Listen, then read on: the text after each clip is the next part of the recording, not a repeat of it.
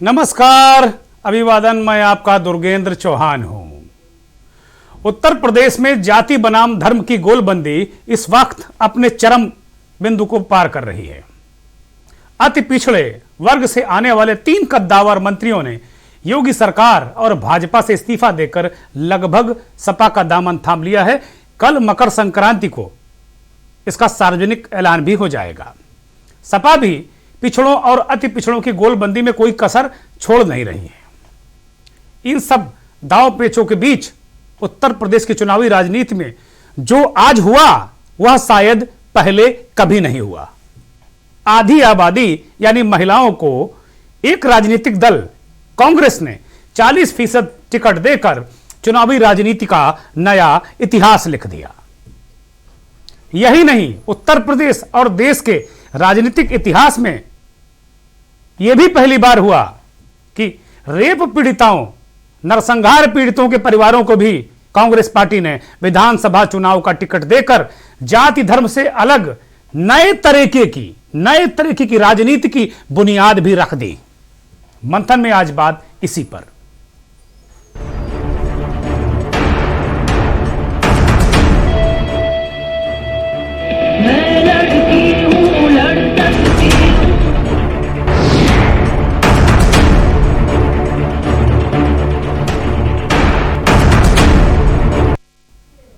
उत्तर प्रदेश की प्रभारी कांग्रेस की राष्ट्रीय महासचिव, कांग्रेस की कर्ता धर्ता कह सकते हैं, प्रियंका गांधी, कुछ दिन पहले जब प्रियंका गांधी ने ऐलान किया था कि कांग्रेस पार्टी जब चुनाव का ऐलान होगा तो कांग्रेस पार्टी 40% महिलाओं को टिकट देगी, यानी अपनी पार्टी में वो 40% का टिकटों में आरक्षण देंगी। और यही बात उन्होंने कही कि जब उनकी सरकार बनेगी तो नौकरियों में भी, सरकारी नौकरियों में भी 40% का आरक्षण महिलाओं को मिलेगा। इधर पिछले एक हफ्ते से प्रियंका गांधी यह भी संकेत दे रही थी कि जो पीड़ित हैं, जिनको राजनीति की वजह से उनको न्याय नहीं मिल पाया, चाहे वो रेप पीड़ित हों, चाहे नरसंहार पीड़ित हों, चाहे समाज के वो दबे कुचले लोग हों जिनको न्याय नहीं मिल पाया, जिनको उनका हक नहीं मिल पाया, ऐसी बहनों को भी, ऐसे भाइयों को भी वो टिकट देंगी। और आज जब प्रियंका गांधी ने टिकटों का ऐलान किया तो जो कुछ उन्होंने कहा था अक्षरशः वो सच साबित हुआ। प्रियंका गांधी को सुनिए। कांग्रेस पार्टी उत्तर प्रदेश के विधानसभा चुनाव के लिए अपनी पहली सूची जारी करने जा रही है। 125 प्रत्याशियों की सूची है, जिसमें से 50 महिलाएं हैं। क्योंकि ये एक ऐतिहासिक पहल है, संघर्ष को मजबूती से उठाया। हाल ही में आपने देखा होगा एक वीडियो में उनको खूब पीटा गया, पुलिस ने उनको पकड़ा, प्रशासन ने उनको मारा पीटा, बस में घसीट के ले गए, उनके ऊपर बैठ के उनका गला दबाया कि तुमने हिम्मत कैसे की ये सवाल उठाने के लिए। तो पूनम पांडे जी भी शाहजहांपुर से चुनाव लड़ रही हैं। सदफ जाफर के बारे में आप सबने सुना होगा। सदफ जाफर ने एनआरसी सीए के समय बहुत संघर्ष किया, पुलिस उनको उठाकर ले गई, बेवजह उनको जेल में डाला। उनके 2 बच्चे अकेले घर पे थे, उनकी देखभाल के लिए कोई नहीं था, फिर भी सदफ ने खूब संघर्ष किया, आवाज उठाई। उसके बाद भी जब सरकार ने तमाम पोस्टर छपवा के प्रदेश की शहरों में लोगों के चेहरों की फोटोग्राफ उन पोस्टरों पे लगाकर उनके बारे में प्रशासन ने लिखा, तब भी सदफ जी का नाम उसमें था। फिर भी उन्होंने संघर्ष किया और वो पीछे नहीं हटे।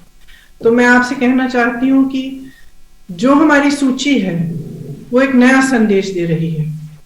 वो ये संदेश दे रही है कि अगर आपके साथ अत्याचार हुआ तो आप में ये शक्ति है कि आप अपने हक के लिए लड़ो। और उत्तर प्रदेश में कांग्रेस पार्टी आपको ये शक्ति देगी, आपका समर्थन करेगी, हर तरह से आपकी मदद करेगी ताकि आप अपनी लड़ाई लड़ सके, राजनीति में आए, सत्ता अपने हाथ में लें और अपने हक को खुद मांगे। कल यानी 14 जनवरी को मकर संक्रांति के दिन से उत्तर प्रदेश के पहले चरण के विधानसभा चुनाव के लिए नामांकन शुरू हो जाएगा। नामांकन से ठीक पहले कांग्रेस ने चुनावी राजनीति में एक नई आइडियोलॉजी का सूत्रपात कर दिया, उसको जन्म दे दिया। भले ही धर्म, जाति, कुनबे, इनकी राजनीति करने वालों को ये एक सुर्रा लगे, पॉलिटिकल सुर्रा लगे, लेकिन इसकी बुनियाद कांग्रेस पार्टी ने और प्रियंका गांधी ने डाल दी है, इसमें कहीं कोई संदेह नहीं। 125 उम्मीदवारों की सूची जारी कर दी है, जिसमें 50 महिलाएं हैं, और इन 50 महिलाओं में वो महिलाएं हैं जो आज के आधुनिक समाज की, आधुनिक भारत की, कोई झलकारी बाई है, एक एक तरीके से वीरांगनाएं हैं। कोई वीरांगना उदा देवी है, कोई झलकारी बाई है, कोई रानी लक्ष्मीबाई है। इस तरह की महिलाएं हैं। आज की लड़ाइयां अलग तरीके की हैं। उस दौर की लड़ाइयां अंग्रेजों के खिलाफ हुआ करती थी। आज अलग तरीके के लोग अंग्रेजों का चोला पहनकर संघर्ष करने के लिए इन बहनों को मजबूर करते हैं। ऐसे कई नाम हैं। अगर बात करें महिलाओं की, तो आजादी के बाद से जो चुनावी इतिहास रहा है, पहली बार 1951-52 में विधानसभा के चुनाव हुए और कई प्रत्याशी चुनाव मैदान में थे। 1952 में पहली बार जो चुनाव हुए, उसमें राज्य की किसी भी महिला ने जीत दर्ज नहीं की थी। ये एक आंकड़े हैं।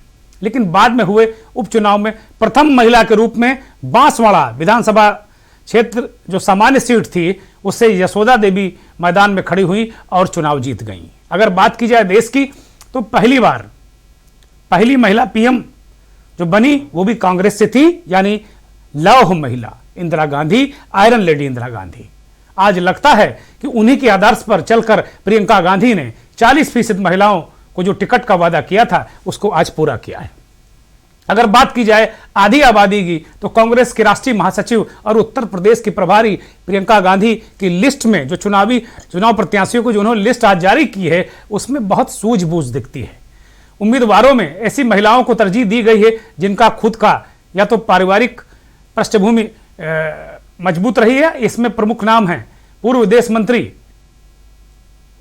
एक तरफ ये जो परिदृश्य भी है वो भी देखने को मिल रहा है कि एक तरफ ऐसी महिलाओं को भी टिकट दिया गया है जो राजनीतिक बैकग्राउंड से आती हैं, लेकिन दूसरी तरफ आम महिलाओं को भी टिकट दिया गया है। सलमान खुर्शीद की बेगम लुइस खुर्शीद फरकाबाद से तिबारा चौबारा, मुझे नहीं लगता बहुत सारी चुनाव लड़ी, मुझे याद नहीं, अब फिर इस बार चुनाव लड़ेंगे। लेकिन सबसे जो अहम है, ठीक है, लुइस खुर्शीद ये माना जाता है कि हर बार वो विधानसभा चुनाव लड़ेंगे, कई बार जीत भी चुकी हैं। पिछली बार हार गई थी, उससे पिछली बार भी हार गई थी चुनाव, वो ये बात अलग है। लेकिन जो सबसे अहम है, जिसका हम जिक्र कर रहे हैं, जिसने उत्तर प्रदेश की चुनावी राजनीति में नया इतिहास, नया अध्याय लिखा है, वो कुछ नाम हैं आपको हम बताने जा रहे हैं। उन्नाव के रेप पीड़िता की मां को टिकट दिया गया है।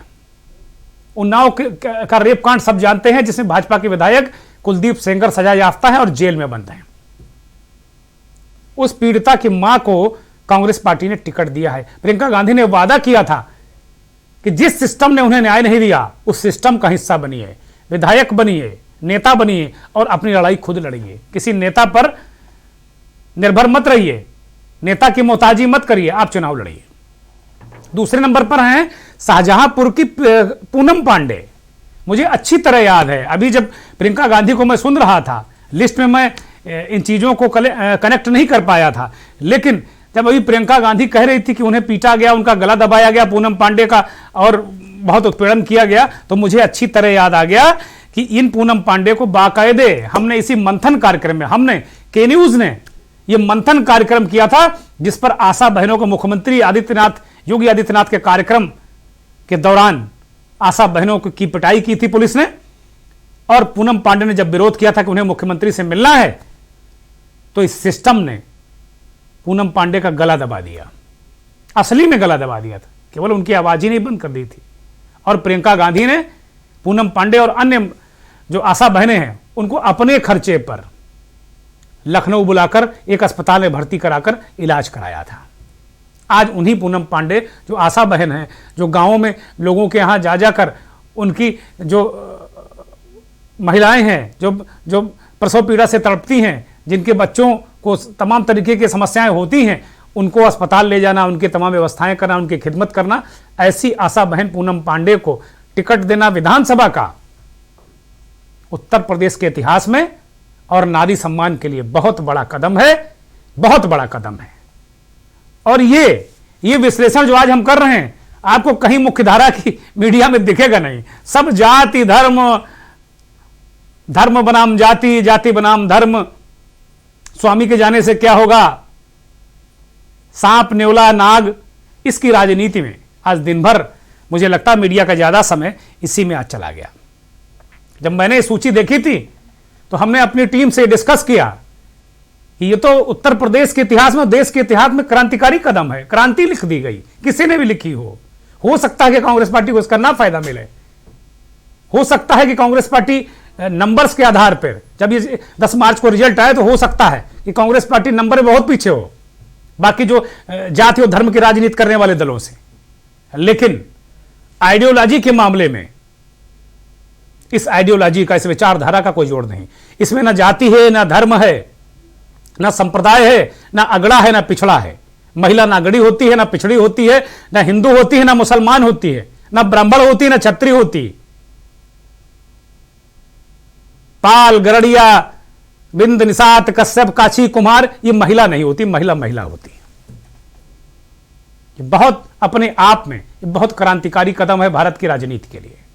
जो बुनियाद प्रियंका गांधी ने रख दी, मुझे लगता है 1 नहीं, 2 नहीं, 3 नहीं, हो सकता कि 4 चुनाव लग जाएं इस तरह की महिलाओं के ऊपर आने में। लेकिन मैं आज इस मंच से कह रहा हूं, हो सकता है कि मैं वो दिन देखने के लिए जीवित ना रहूं, इस दुनिया में ना रहूं, लेकिन ये जो मैं बोल रहा हूं ये अमर है, अजर है, ये कहीं ना कहीं आपको मिल जाएगा। तब आप याद करिएगा कि हमने क्या कहा था। आज बहुत बहुत बड़ा क्रांतिकारी परिवर्तन है। हो सकता है 1, 2, 3 चुनाव इस क्रांतिकारी परिवर्तन को अमल में ऊपर आने में लग जाए, लेकिन इस तरह की जो रेप सर्वाइवर महिलाएं हैं, जो नरसंहार की महिलाएं हैं, उनको अपने आप में इस तरह की चीजें देखने को मिलेंगी।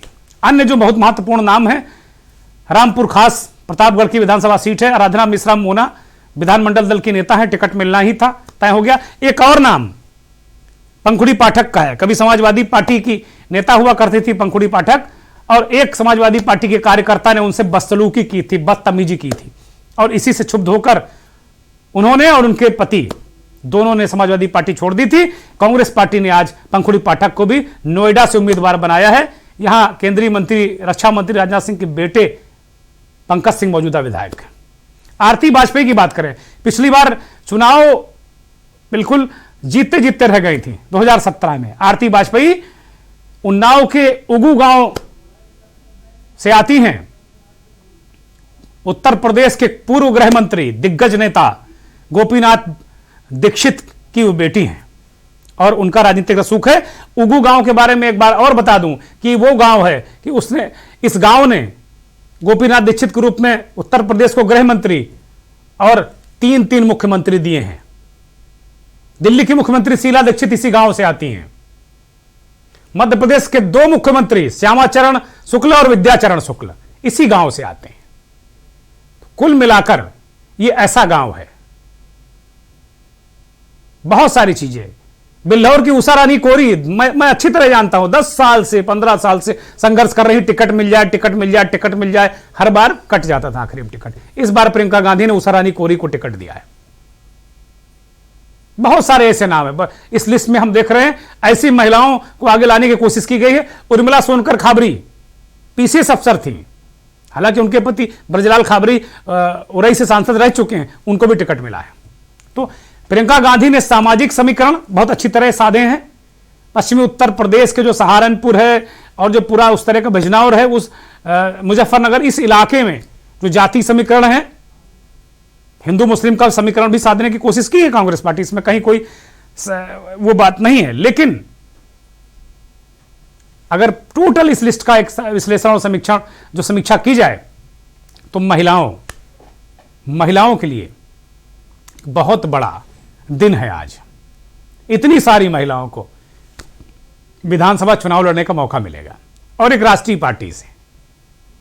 निश्चित तौर पर मैं अभी सुन रहा था कहीं, दूसरी तरफ आप देखेंगे कि समाजवादी पार्टी ने कई टिकट पश्चिमी उत्तर प्रदेश के अपनी सूची जारी कर दी। समाजवादी पार्टी और आरएलडी दोनों ने मिलकर एक सूची जारी की है अपने अपने उम्मीदवारों की। पहली सूची है, हो सकता है कल एक और सूची आए, क्योंकि पश्चिमी उत्तर प्रदेश में एक लंबा क्षेत्र है, 11 जिले हैं, ठीक ठाक सीटें हैं, अभी कुछ 20-25 सीटों की ही घोषणा की गई है।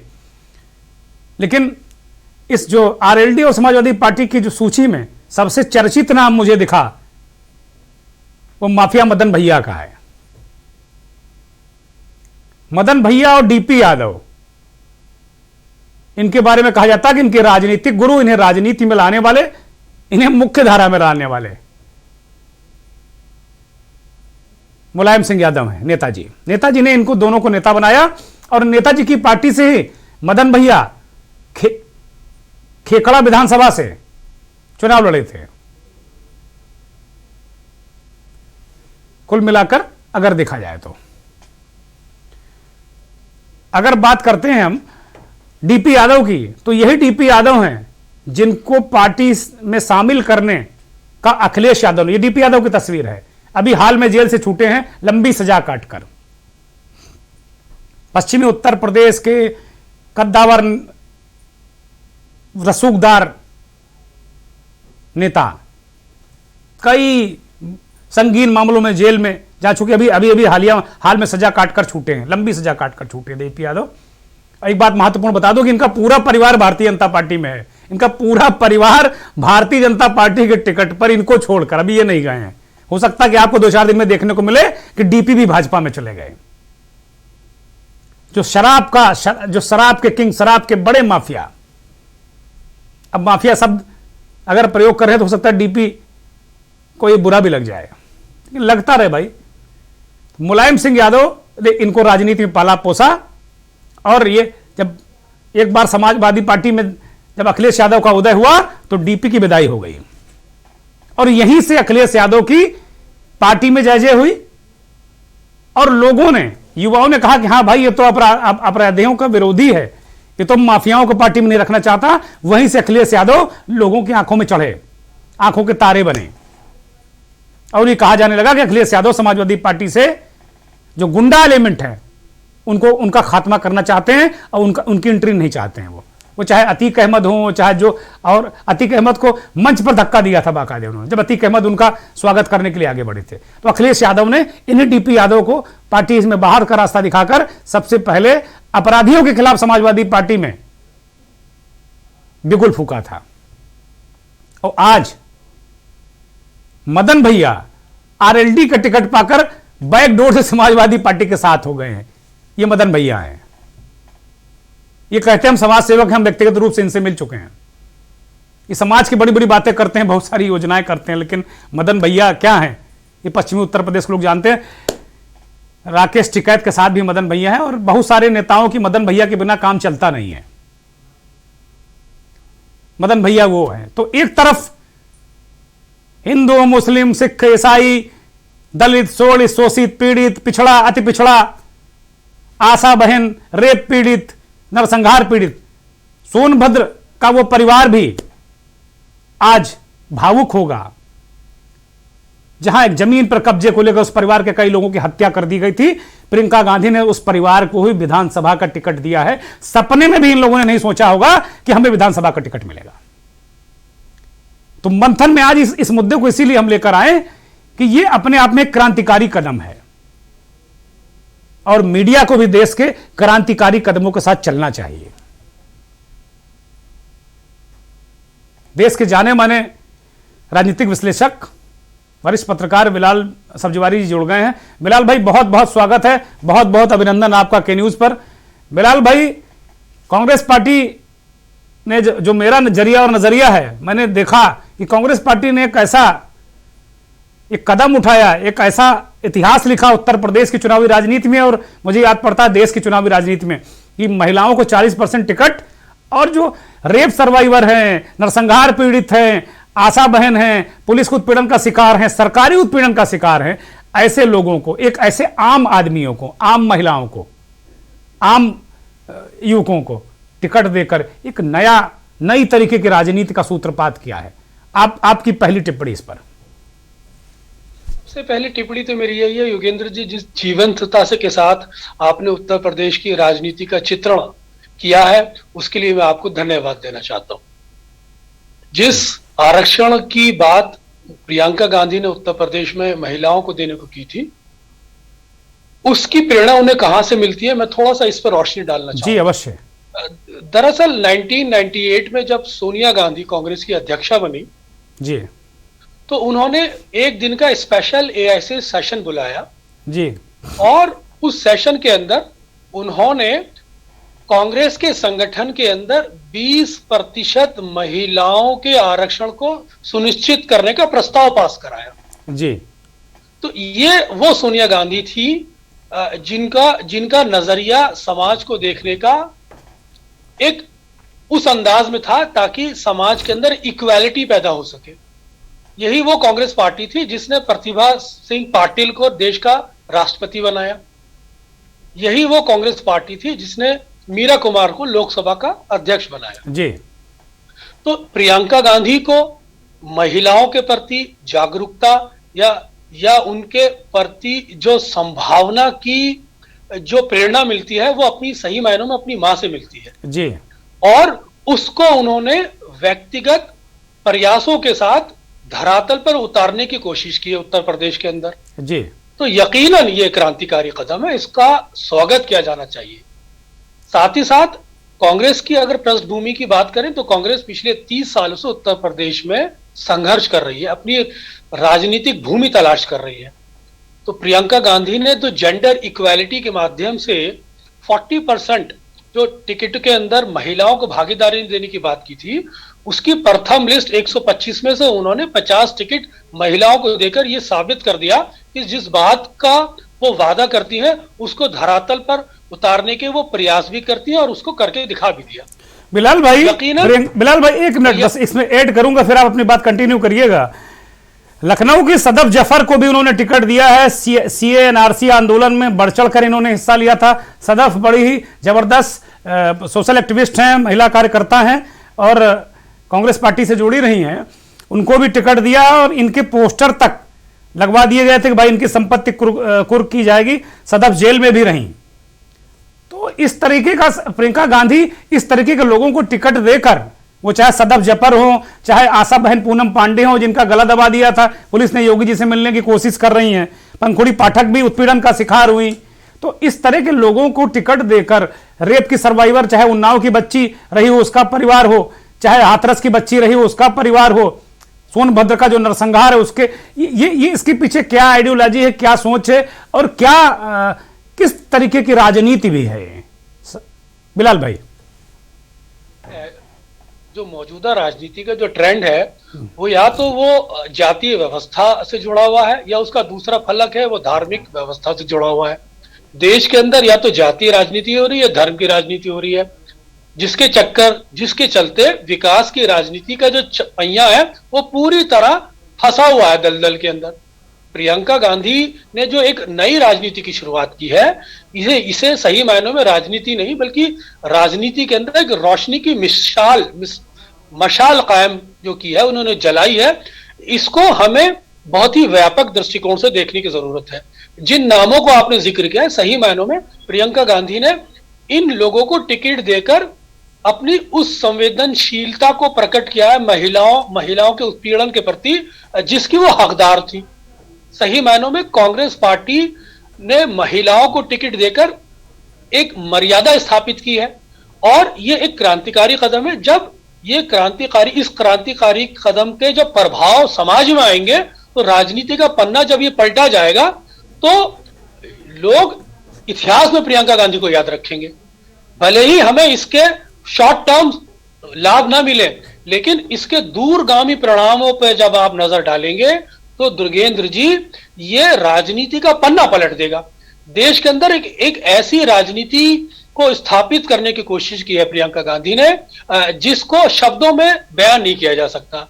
वो संवेदना की राजनीति कर रही हैं, वो संवेदनशीलता की राजनीति कर रही हैं, वो सरलता की राजनीति कर रही हैं, वो उत्पीड़ित समाज के साथ, परिवार के साथ खड़े होने की राजनीति कर रही हैं। सही मायनों में अगर कहा जाए तो वो इंसाफ की राजनीति कर रही हैं। जी, तो मैं नटशेल में यही कहूंगा कि वो प्रियंका गांधी ने जो महिलाओं को टिकट में भागीदारी दी है और जेंडर इक्वालिटी को जो स्थापित करने की कोशिश की है राजनीति में, ये राजनीति नहीं, सही मायनों में आदर्श इंसाफ की राजनीति है। जी, बहुत बहुत अच्छे शब्दों में बिलाल भाई कहा, आपने बताया। और मैंने भी ये कहा, मैंने अपने दर्शकों से कहा, जो बात आप कह रहे हैं, मैंने ऐलानिया कहा कि हो सकता है कि 1, 2, 3, 4 चुनाव लग जाएं इस तरीके की राजनीति को स्थापित होने में।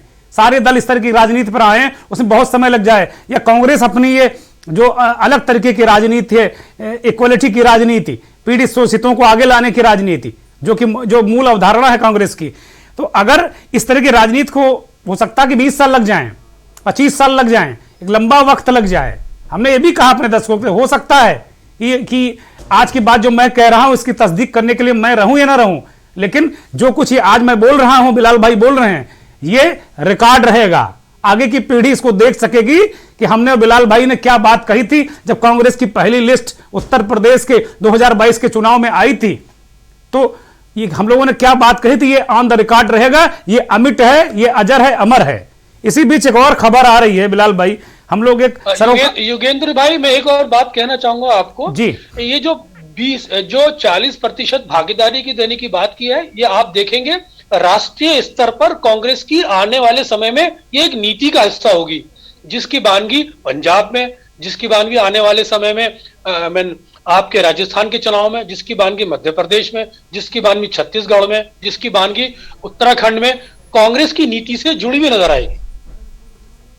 निश्चित तौर पर बिलाल भाई, बहुत बहुत शुक्रिया आपका, आपने बड़ी महत्वपूर्ण जानकारी दी। और यह भी दर्ज किया जाएगा कि बिलाल सब्जवारी ने क्या बोला था, कि हो सकता है कि नेशनल जब ये पूरे देश का चुनाव हो 2024 में, तो हो सकता है कि जो एजेंडा उत्तर प्रदेश में कांग्रेस ने महिलाओं को लेकर लागू किया है, रेप पीड़ित, शोषित, दलित, इनको लेकर जो उन्होंने काम किया है, ये एजेंडा पूरे देश में लागू हो।